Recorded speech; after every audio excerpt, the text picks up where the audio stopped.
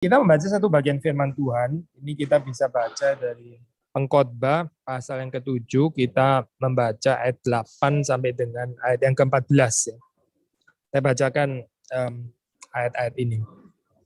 Akhir suatu hal lebih baik daripada awalnya. Panjang sabar lebih baik daripada tinggi hati. Janganlah lekas-lekas marah dalam hati karena amarah menetap dalam dada orang bodoh. Jangan mengatakan, mengapa zaman dulu lebih baik daripada zaman sekarang. Karena bukan berdasarkan hikmat engkau menanyakan hal itu. Hikmat adalah sama baiknya dengan warisan dan merupakan suatu keuntungan bagi orang-orang yang melihat matahari. Karena perlindungan hikmat adalah seperti perlindungan uang dan beruntunglah yang mengetahui bahwa hikmat memelihara hidup pemilik-pemiliknya. Perhatikanlah pekerjaan Allah. Siapakah dapat meluruskan apa yang telah dibengkokkannya? Pada hari mujur bergembiralah, tapi pada hari malang ingatlah bahwa hari malang ini pun dijadikan Allah seperti juga hari mujur, supaya manusia tidak dapat menemukan sesuatu mengenai masa depannya. Ya, ada ayat-ayat yang cukup sulit ya untuk dimengerti, tapi kita minta pertolongan Tuhan terlebih dahulu. Mari kita berdoa. Tuhan berkati untuk perenungan pada pagi hari ini. Tuhan menolong kami untuk bisa mengerti apa yang menjadi kehendak Tuhan. Kau memberkati hamba-Mu dan kami menyerahkan koneksi ini bisa berjalan dengan baik.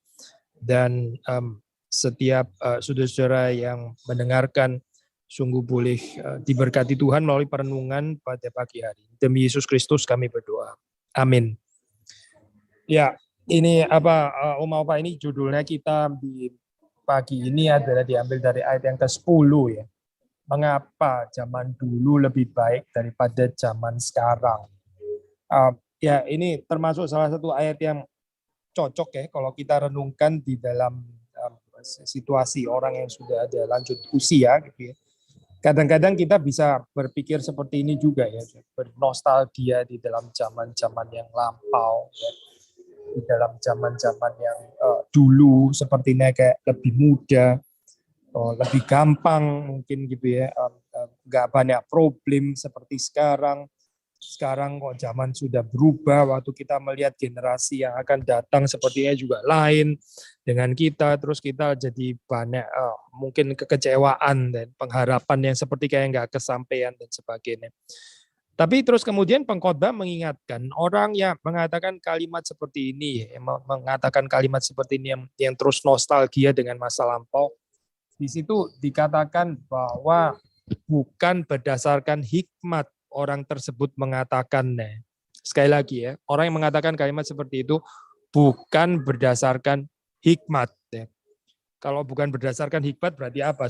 Kalau di dalam Alkitab kalau bukan hikmat itu satunya ya adalah kebodohan gitu ya. Orang yang mengatakan kalimat ini kalau menurut pengkhotbah itu mengatakan ya bukan berdasarkan hikmat alias ya berdasarkan kebodohan berarti gitu. Mengapa itu sesuatu yang bodoh ya? Kenapa ini dikatakan tidak ada hikmat waktu orang mengatakan hal tersebut ya? Waktu orang selalu membayangkan yang zaman dulu itu sepertinya lebih enak, lebih baik ya daripada zaman sekarang. Mengapa itu adalah sesuatu yang bodoh? Jawabannya sebetulnya cukup sederhana. Karena orang-orang yang mengatakan hal seperti itu tuh sebetulnya itu nggak bisa menerima realita hidup gitu. Tentunya realita hidup yang sekarang ya. Makanya dia terus kemudian lompat ke masa lampau. Jadi dia berharap di dalam nostalgia masa lampaunya dia seperti mendapatkan penghiburan. Tapi itu sebetulnya hanya membuktikan bahwa orang seperti itu nggak bisa menghidupi masa kini. Dia adalah orang-orang yang denying reality, adalah orang-orang yang nggak bisa menerima realitas sekarang. Dan tentu ini adalah sesuatu yang nggak ada hikmat ya sebetulnya. Bagaimana orang bisa hidupnya lebih dikuasai masa lampau daripada hidup menikmati masa yang sekarang gitu ya. Kalau orang terus-menerus menolak kehidupan yang sekarang, terus dia selalu melarikan diri pada dunia yang lampau, masa lampau, kejayaan masa lampau, ya dia nggak bisa mengisi hari-hari sekarang ini dengan baik karena orangnya terus nostalgia di belakang. terus ngomongin yang dulu gitu ya. Nah, kita tahu ada dua macam orang yang nggak bisa menghidupi realitas sekarang.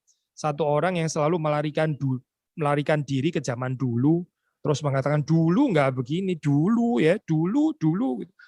Tapi mungkin orang lain lagi itu lain ya, itu mengatakannya nanti suatu saat ya, nanti kelak dan sebagainya. Ngomongnya terus yang akan datang gitu ya. Tapi terus kemudian nggak bisa menghidupi realita di sini dan sekarang. Jadi ini problemnya mirip saja kalau nggak mau dikatakan sama ya gitu. Ada perbedaan sedikit memang, tapi mirip sekali. Yaitu apa? Ini saya nggak bisa menerima masa sekarang. Sekali lagi ya, baik orang yang melarikan diri ke masa lampau maupun orang yang melarikan diri ke masa depan ya, tapi terus ini bukan hidup berharap maksud saya, tapi dalam pengertian hidup yang apa ya? Ngelamun gitu loh saya, ini hidup yang terus berkayal tentang masa depan, tapi sebetulnya nggak mengerjakan apa-apa di dalam kehidupan yang di sini dan sekarang gitu ya. Di dalam keadaan seperti ini saya itu dua-duanya sebetulnya sama, yaitu apa, sama-sama menolak realita hidup, sama-sama menolak realita hidup di sini dan sekarang, sehingga ini nggak menolong sudah untuk ini ya, nggak menolong untuk menghidupi kehidupan yang disediakan oleh Tuhan.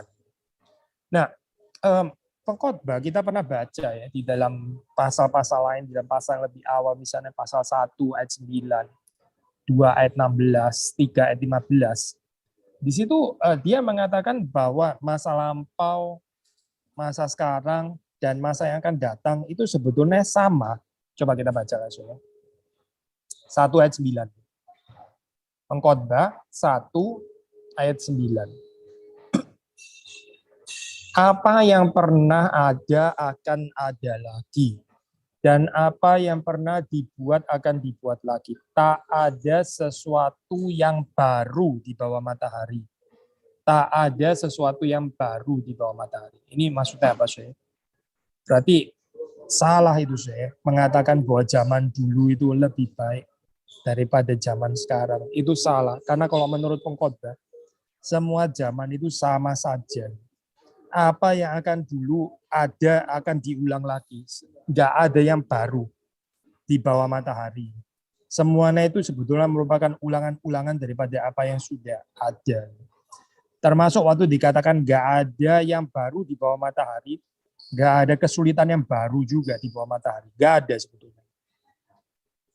Ketidakenaan, ketidaknyamanan yang baru itu juga nggak ada.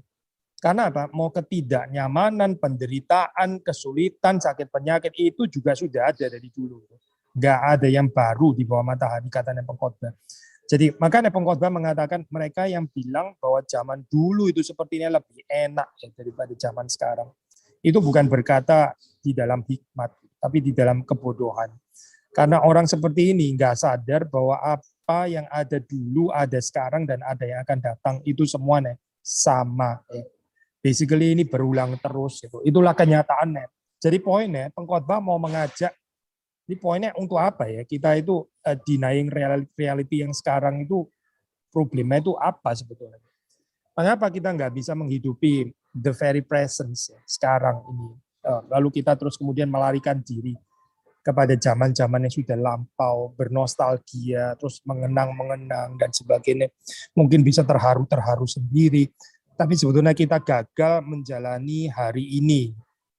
Kita gagal mengisi hari ini itu dengan berarti. Kita lebih suka pakai pikiran kita untuk merenung kejayaan masa lampau, kebaikan masa lampau, dan sebagainya. Akhirnya hidup itu seperti kayak cuma sekedar tunggu dipanggil Tuhan saja gitu ya. Kita sudah pernah bahas bagian ini ya, Oma Opa ya. Ini bukan filsafat hidup Kristen.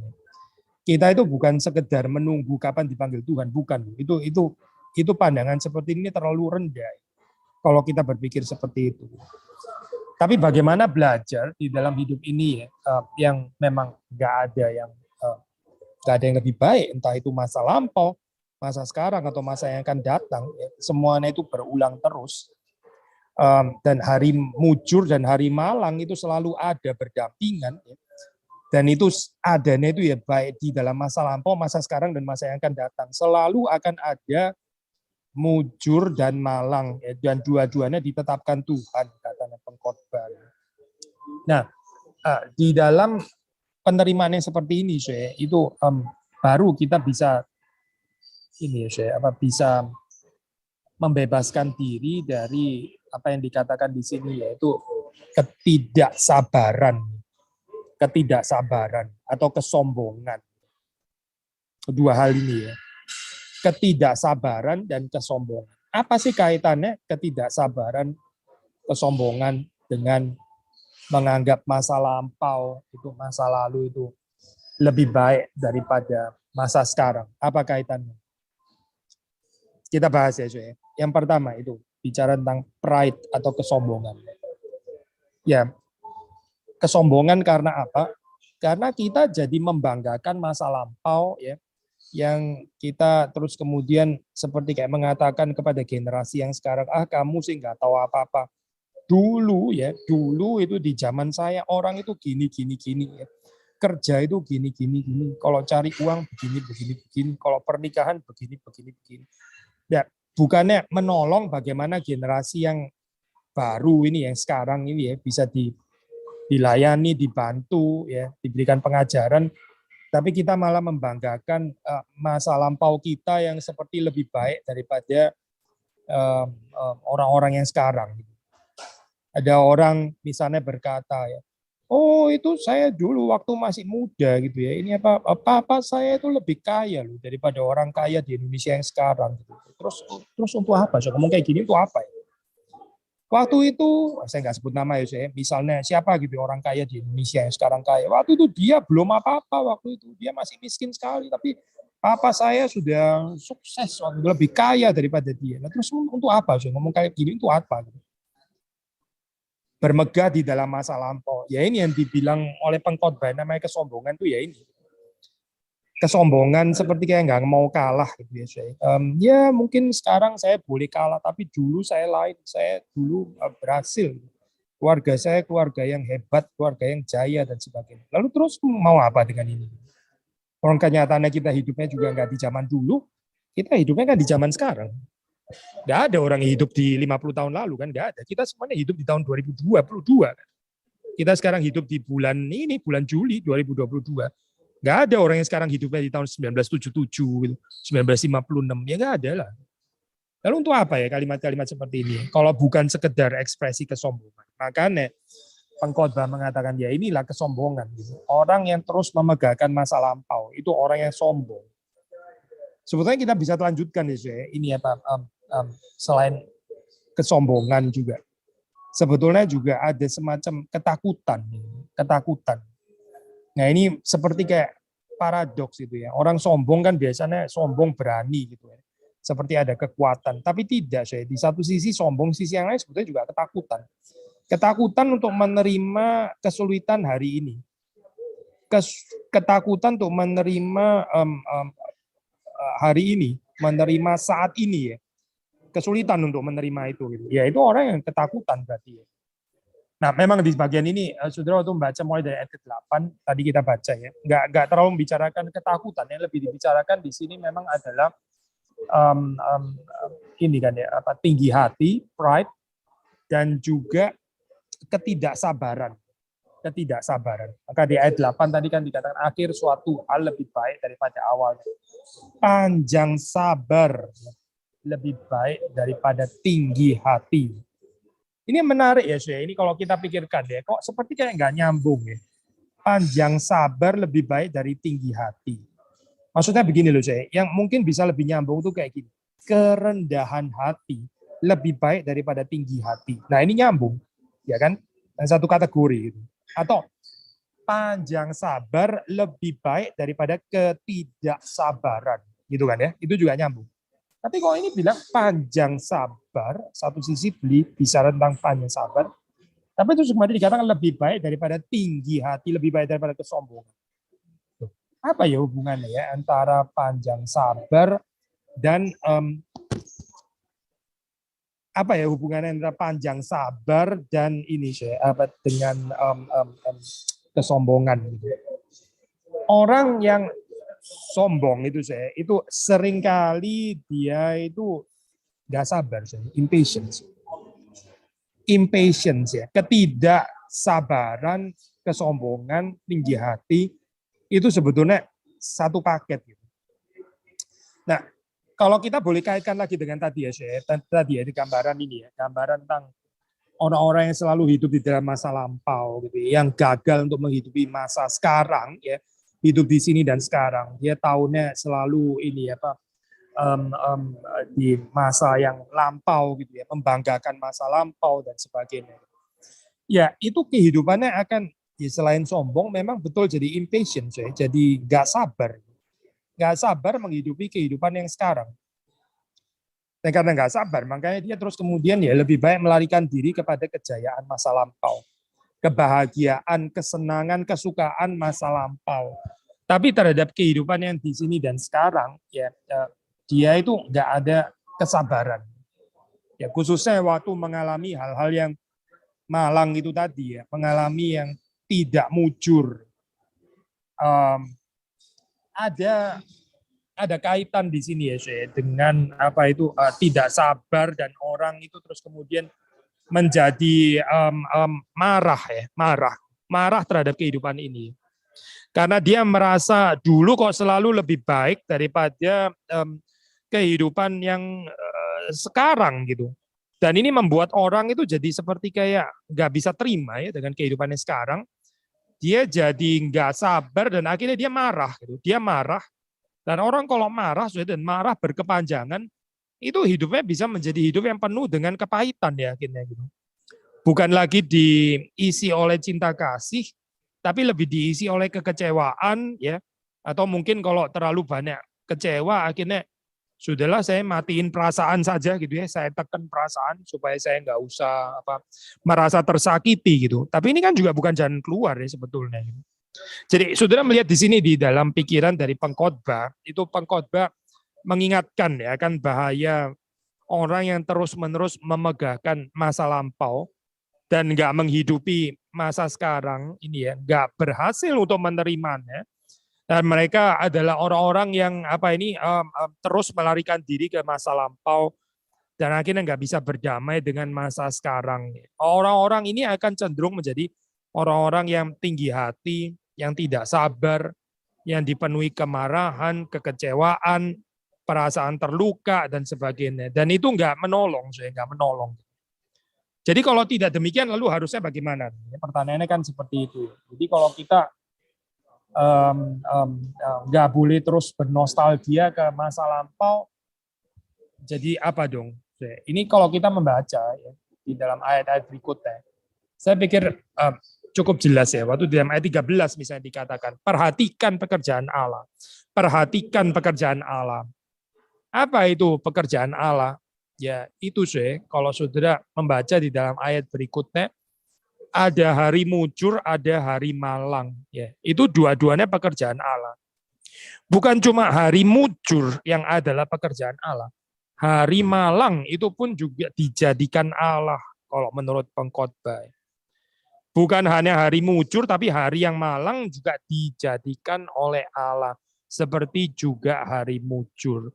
Dan bahwa manusia itu tidak berkuasa untuk meluruskan apa yang telah dibengkokkan oleh Allah. Maksudnya kalau Allah sudah membelokkan sesuatu, ya, entah membelokkan kepada kemujuran atau membelokkan kepada kemalangan, itu manusia nggak bisa melawan gitu ya, saya. Karena Allah itu berdaulat. Saudara dan saya ini ciptaan dan kita ini nggak berdaulat. Nah ini kaitannya apa Zoe dengan orang yang bernostalgia ke masa lampau? Nah ini ya Zoe, saudara perhatikan ini. Orang yang bernostalgia terus ke masa lampau, itu dia itu sebetulnya nggak bisa menerima Allah yang sedang membelokkan masa kini, ya. Mungkin ke arah kehidupan yang nggak dia pahami atau nggak dia harapkan. Dia nggak bisa menerima kedaulatan Allah, dia nggak bisa menerima apa yang dikerjakan Allah di dalam masa kini. Dia nggak bisa menerima itu. Gitu. Dia sulit untuk menerima. Dia lebih bisa menerima, oh kalau yang zaman dulu itu enak.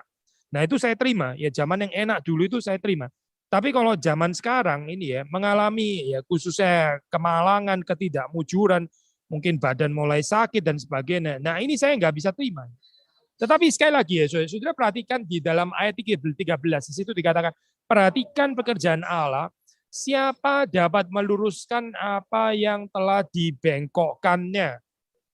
Hidup ini dikendalikan oleh Allah, saudara. Hidup ini diluruskan, dibengkokkan oleh Allah. Dan Allah kalau sudah meluruskan atau membengkokkan, nggak ada orang yang bisa menggantikannya, nggak ada. Karena dia itu berdaulat.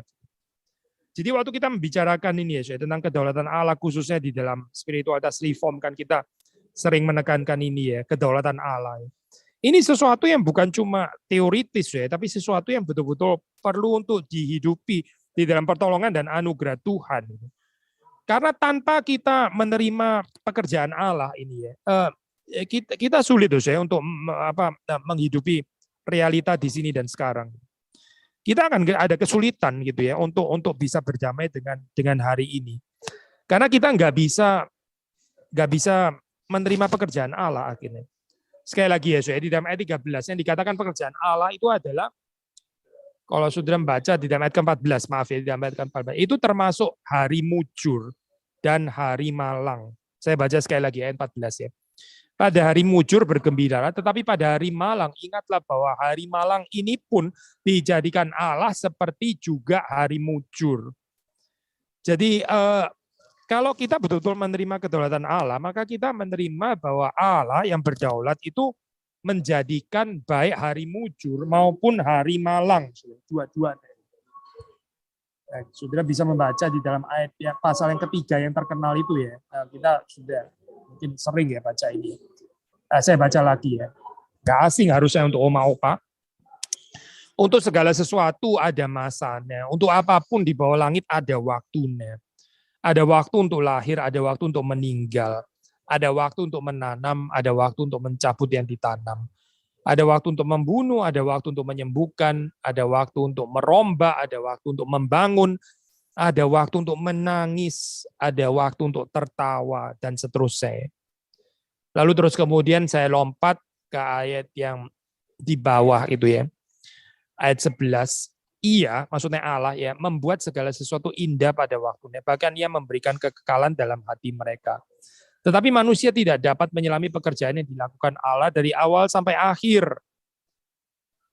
Ya, jadi apa sih ini basically ya, semua waktu, semua masa itu ditetapkan oleh Allah. Baik itu waktu lahir ya, yang membawa sukacita, maupun waktu kematian ya membawa duka cita. Itu dua-duanya itu dikontrol oleh Allah. Baik saat dimana kita menangis itu dikontrol oleh Allah. Saat waktu kita tertawa, waktu kita happy, itu juga dikontrol oleh Allah. Dua-duanya itu dikontrol oleh Allah. Sehingga apa? Sehingga manusia perlu ya, meskipun dia itu tidak bisa menyelami segala pekerjaan Allah itu secara sempurna, dia nggak mampu untuk mengertinya, tetapi perlu untuk menerima pekerjaan Allah ini. Sekali lagi ya, pekerjaan Allah itu mencakup baik hari mujur maupun hari malang. Bukan hanya hari mujur, tapi hari malang juga. Seperti dikatakan di dalam ayat yang ke-14, hari malang ini pun dijadikan Allah seperti juga hari mujur. Nah inilah yang membuat kita bisa menghadapi hari ini. Dan nggak perlu terus bernostalgia ke masa lampau. Saya bukan berarti kita nggak boleh mengingat sama sekali masa lampau ya, lupakan saja bukan itulah poinnya. Kita boleh saja mengingat masa lampau, terus kita bisa bersyukur pekerjaan Tuhan di masa lampau, melihat kesetiaan Tuhan yang pernah menolong kita di masa lampau. Nah itu baik, bukan sesuatu yang salah. Tapi yang kita maksud di sini tadi itu bukan itu ya. Yang kita maksud itu adalah bernostalgia ke masa lampau. Akhirnya terus nggak ada kekuatan untuk menghadapi hari ini. Selalu menolak hari ini. Selalu in denial gitu ya. Selalu in denial. Dulu ada beberapa ini ya cerita, ada orang ini ya, apa itu, anggota keluarganya itu meninggal gitu. Tapi dia nggak mau menerima fakta bahwa anggota keluarganya itu meninggal. Lalu bagaimana sih? Dibiarin terus di rumah, nggak dikubur-kubur gitu ya. Ditaruh mayatnya gitu, dia tidur terus bareng mayatnya itu dan sebagainya. Dan itu sampai beberapa bulan, waduh ini kacau ya seperti ini. Orang yang in denial, gitu, orang yang nggak bisa terima, yang nggak mau menerima fakta bahwa ada anggota keluarga yang dikasih itu ternyata meninggal, gitu. Gak bisa terima ini. Gitu. Lalu terus kemudian seperti kayak hidup di dalam masa lampau, hidup seperti kayak orang ini seolah-olah masih ada, nggak dikubur-kubur ya. Nah inilah saya ini ekstrim sih contoh ini ya. Orang yang in denial of reality. Tuhan nggak mau saya kita itu hidup seperti itu ya. Menolak realita saat ini. Gitu. Karena Tuhan mau di dalam hari ini itu ada pemeliharaan Tuhan, ada pekerjaan Tuhan, meskipun nggak selalu mujur. Ada juga hari malang. Tapi penghiburannya adalah hari malang ini pun juga dijadikan oleh Tuhan. Jadi ini bukan sesuatu yang Tuhan sendiri itu nggak berkuasa ya. Tapi ini juga di dalam kedaulatan Tuhan. Maka itu seharusnya menjadi penghiburan saya untuk kita. Lalu apalagi ya dikatakan di sini ya waktu hari mujur bergembiralah. Jangan lupa untuk bergembira waktu hari mujur. Karena hari itu nggak selalu mujur, akan ada hari kemalangan di sini. Meskipun hari kemalangan itu juga kita tahu itu dijadikan Allah juga seperti juga hari mujur. Tapi waktu hari malang seperti kita tahu ya kita nggak bisa bergembira pada hari kemalangan.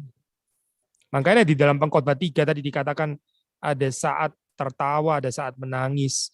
Pada hari kemalangan, ya kita mungkin menangis gitu. Itu yang lebih wajar kan pada hari kemalangan menangis. Memang ada saat untuk menangis gitu. Tapi ya, pengkhotbah itu mendorong kita waktu hari mujur, jangan tidak bergembira, jangan tidak tertawa, jangan nggak menikmati. Karena apa? Ya karena kita bisa kacau kehidupannya kalau waktu hari malang kita menangis.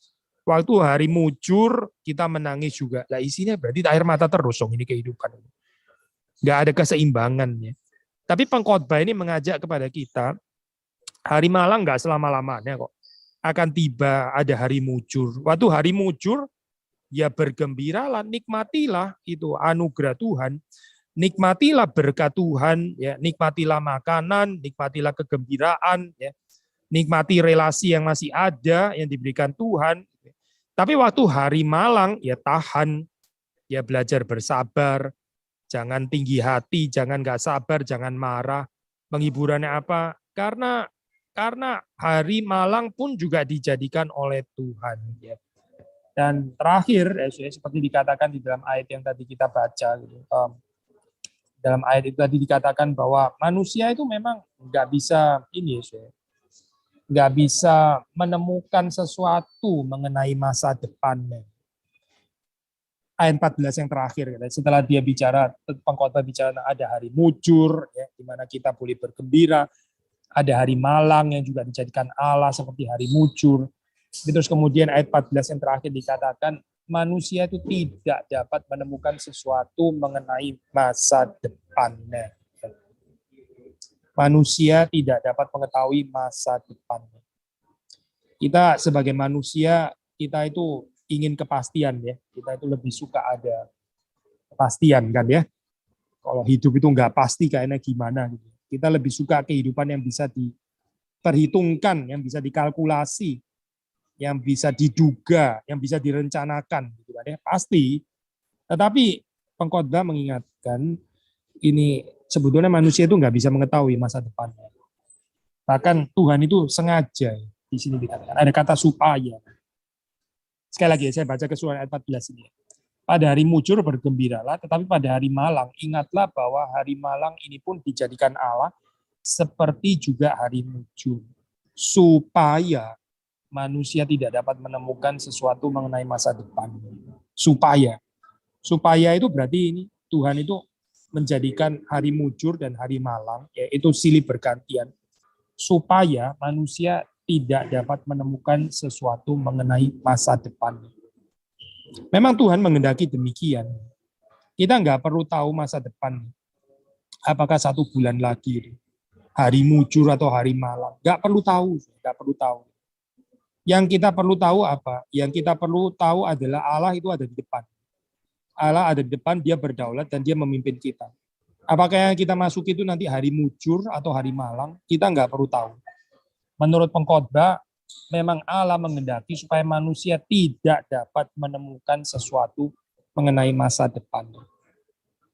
Ya, saudara mungkin berpikir, kok Tuhan seperti jahat gini ya? Kok Tuhan nggak mau kasih tahu? Begini, saya, yang perlu kita tahu itu, yang perlu kita kenal itu sebetulnya adalah Allah sendiri. Kita nggak perlu tahu, nggak perlu menemukan sesuatu tentang masa depan kita. Karena waktu kita lebih kepingin menemukan itu, jangan-jangan itu menjadi berhala di dalam kehidupan kita. Kalau kita mau lebih tahu kepastian tentang masa depan kita, jangan-jangan itu menjadi semacam berhala di dalam kehidupan kita yang kita kepingin sekali, saya harus tahu ya, saya harus bisa pegang, saya harus bisa kontrol gitu misalnya. Ya. Enggak sih saya, enggak. Yang Tuhan mau itu adalah saudara dan saya itu menemukan Allah, bukan menemukan sesuatu mengenai masa depan kita. Yang Allah kehendaki itu adalah bagaimana itu di dalam hidup ini kita terus-menerus berjumpa dengan Allah. Ya. Nah, ini jauh lebih penting daripada kita mengetahui masa depan kita. Kita mengetahui masa depan kita, katakanlah mengetahui masa depan kita dengan pasti sekalipun. Tapi kita nggak lebih mengenal Allah. Kita nggak berjumpa dengan Allah. Untuk apa ya kepastian masa depan itu ya? Malah bahaya kan ya, nggak ada Allah di situ, Allah nggak mau tahu dengan kehidupan kita. Tapi kita tahu pasti masa depan kita kemana. Untuk apa ya sih? Untuk apa? Taruhlah misalnya gitu ya, oma opa bisa tahu. Saya akan meninggal bulan Juli tahun depan, misal ini misal gitu ya, misal tanggalnya berapa, tahu, even jamnya pun tahu gitu. Terus untuk apa? Tahu itu untuk apa ya gitu? Mengetahui itu tuh poinnya untuk apa? Ya, nggak berguna sebetulnya. Lebih baik kita menghidupi hari demi hari, menjalani realita ini dan nggak in denial ya, bukan menolak realita, tapi bisa menerima realita hari ini. Entah hari ini mujur atau malang, tapi hari ini kan dijadikan Tuhan. Lalu terus kemudian kita ya menapakinya, menjalaninya bersama dengan Tuhan yang mengetahui masa depan kita. Harap renungan pada hari ini boleh sekali lagi menghibur kita, menolong kita untuk terus bertumbuh di dalam anugerah Tuhan. Mari kita masuk di dalam doa. Tuhan, kami bersyukur untuk berkat Tuhan, untuk apa yang kami bisa renungkan pada pagi hari ini. Tuhan tolong supaya kami di dalam hidup ini tidak terus bernostalgia dengan masa lampau yang mungkin menurut kami selalu lebih baik, lebih indah. Tapi akhirnya kami sebenarnya gagal untuk menghidupi hari demi hari yang Tuhan masih karuniakan. Tuhan mengampuni kami dan Tuhan menolong kami untuk bisa menjalani hari kami. Entah hari ini mujur atau hari yang malang, karena dua-duanya dijadikan oleh Engkau. Kami sadar kami tidak sanggup untuk menyelami pekerjaan Engkau yang sempurna itu terlalu tinggi bagi kami. Tapi kami belajar percaya, bergantung kepada Tuhan, berharap kepada Tuhan yang mengetahui masa depan kami, yang menjadikan hari-hari kami semuanya, baik itu mujur ataupun malam. Dan ingatkan kami ketika ada hari mujur, kami juga bisa celebrate, kami bisa merayakannya, kami bisa menikmatinya, kami bisa bergembira di atasnya. Ketika hari malang datang, beri kepada kami kesabaran, berikan kepada kami satu hati yang boleh terus bergantung kepada Tuhan. Terima kasih Tuhan, demi Yesus Kristus kami berdoa, kami bersyukur. Amin.